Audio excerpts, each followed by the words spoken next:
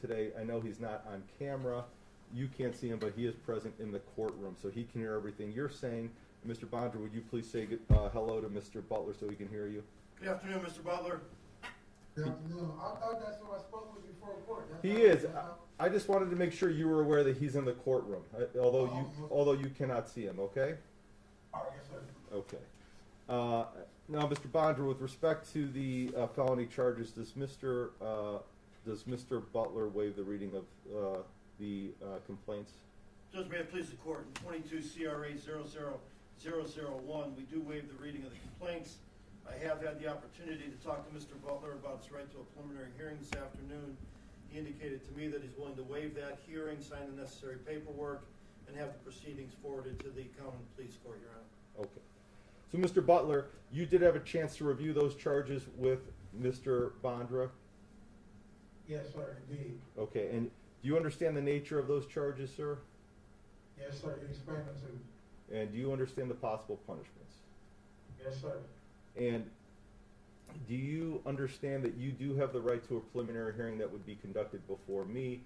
At that hearing, the burden of proof would be on the City of Richmond Heights to establish probable cause that these offenses were indeed committed, and that, and secondly, that you were the individual that committed those offenses.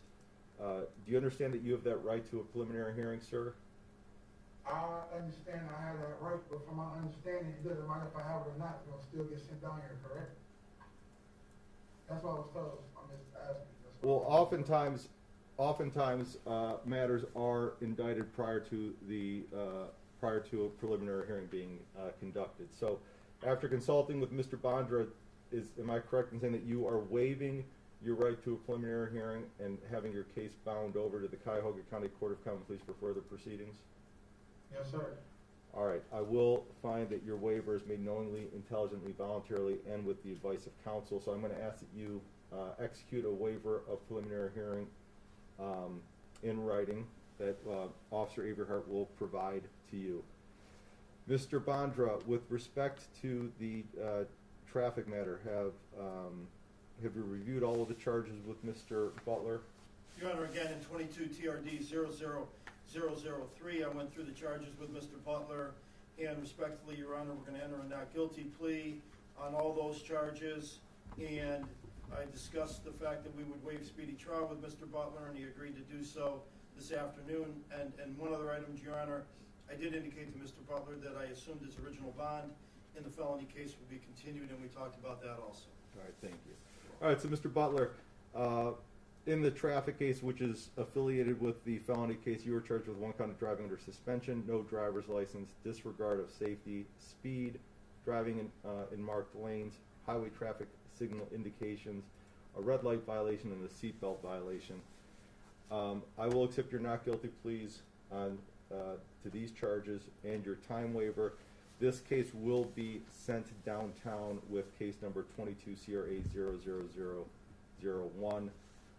At this time, Mr. Butler, the court is inclined to keep your bond as originally set at a $5 million 10% bond. Anything further on behalf of Mr. Butler? No, Judge, thank you. All right, Mr. Butler. Good luck to you, sir. You said, Officer Averhart, do we have another defendant down there? Yeah, we do, but he's still in the COVID pod, so he can't get moved yet. Okay. Thank you very much. All right. Take care. Have a nice day. So, We are off the record, Judge.